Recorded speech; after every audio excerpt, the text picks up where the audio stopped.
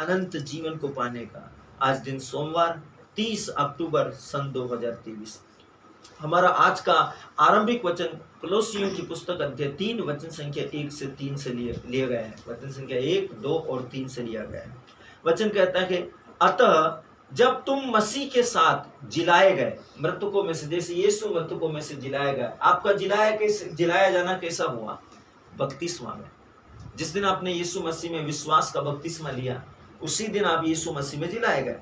Bible यही कहती है कुलोसी अध्याय 3 वचन संख्या 1 से 3 में, अतः जब तुम मसीह के साथ जिलाए गए तो स्वर्गीय वस्तुओं की खोज में रहो। अभी आप आत्मा में हैं, क्योंकि यीशु के साथ आप क्रूस पर मर गए पाप में, क्योंकि हमारे पाप की जो मृत्यु थी वो यीशु ने ली। इसलिए यदि यीशु क्रूस पर मरा तो हम मर गए, क्योंकि पाप हमारे थे, यीशु का कोई पाप नहीं था। इसलिए यदि यीशु मृतकों में से जी उठा, हम उसके साथ जिलाए गए, तो अब हम उसकी उन स्वर्गीय वस्तुओं की खोज करें, क्योंकि यीशु स्वर्गीय है। यीशु स्वर्गीय है। उसने कहा, स्वर्ग से उतरी हुई जीवन की रोटी मैं हूं।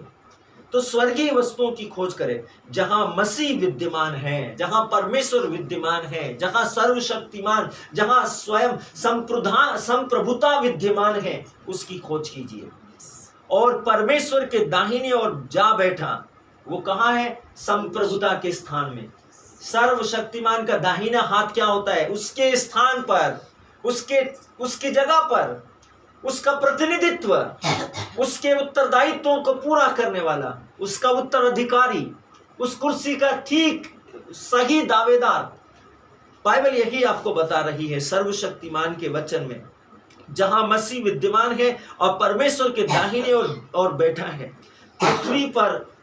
पृथ्वी पर नहीं, परंतु स्वर्गीय वस्तुओं पर ध्यान लगाओ, क्योंकि तुम तो मर गए हो और तुम्हारा जीवन मसीह के साथ परमेश्वर में छिपा हुआ है। इसलिए जब आप बोलते हैं कि मेरा शरीर जीवित ईश्वर का मंदिर है, क्या है? आपका शरीर यीशु मसीह में परमेश्वर में छिपा हुआ है। आप परमेश्वर में छिपे हुए हैं। इसलिए यदि आप परमेश्वर में छिपे हुए हैं तो अपने आप को मनुष्य होना देखना बंद करो। सर्वसाधारण इंसान के जैसे काम करना होना बंद करो, क्योंकि यदि आप परमेश्वर में छुपे हुए हैं तो सोचिए कि आपके आगे परमेश्वर है, आप उसके पीछे हैं। तो यदि स्वर्गदूत भी आएंगे तो वो आपके सामने घुटने टेक देंगे। क्यों? क्योंकि आपके आगे कौन है? प्रधानताओं का परमेश्वर, विश्व के अधिपति ईश्वर आपके आगे है और आप उसमें छिपे हुए हैं।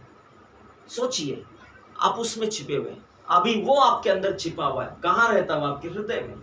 क्या दिखाई दे रहा है? इस विश्व को आप दिखाई दे रहे हो। लेकिन यदि आपको आत्मिक रूप से देखा जाए तो अंदर क्या है? यहोवा, सर्वशक्तिमान परमेश्वर, वो आप में छुपा हुआ। सोचिए कि जब स्वर्गदूत जो कि आत्मिक प्राणी हैं, जब वो आपको देखते हैं तो क्या दिखाई देता है? आपके परमेश्वर में आपकी उपस्थिति।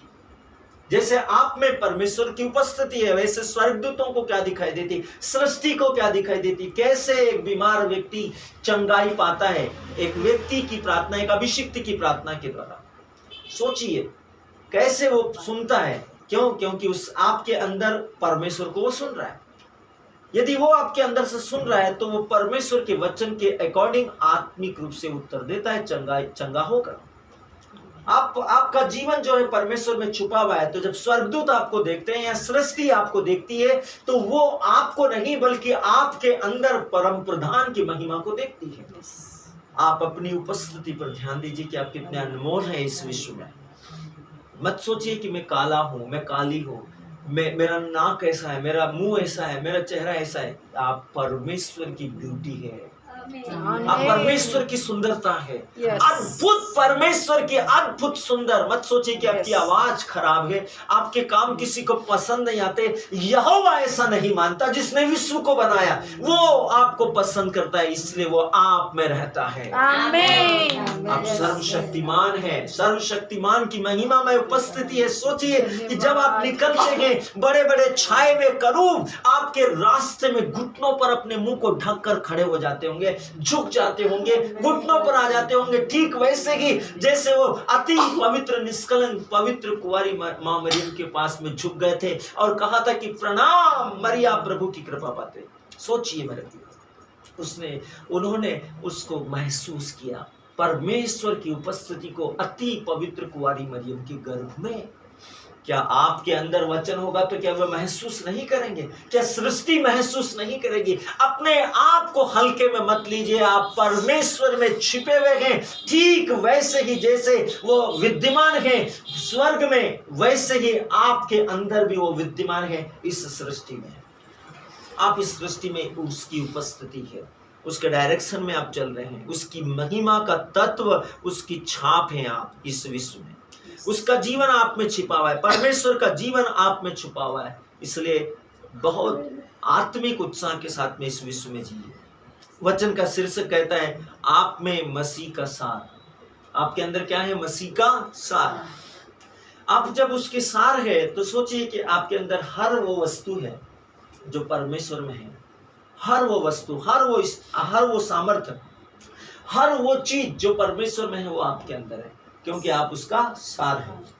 सोचिए, हर दिन अपने आप को बोलो मैं मसीह का सार हूं, मैं परमेश्वर का सार हूं, मैं पवित्रता हूं, मैं परमेश्वर की उपस्थिति हूं। अपने आप को परमेश्वर तरीके का देखना शुरू करो, क्योंकि ये बाइबल कह रही है, ये कोई व्यक्ति नहीं कह रहा मेरे प्रियो। इसलिए ये मत सोचो कि कोई आपको बढ़ा रहा है, कोई आपको चढ़ा रहा है, कोई आपको फुला रहा है, कोई आपको चने के झाड़ पर चढ़ा रहा है। नहीं, पवित्र आत्मा के शब्द है, पवित्र बाइबल, परमेश्वर का वचन है।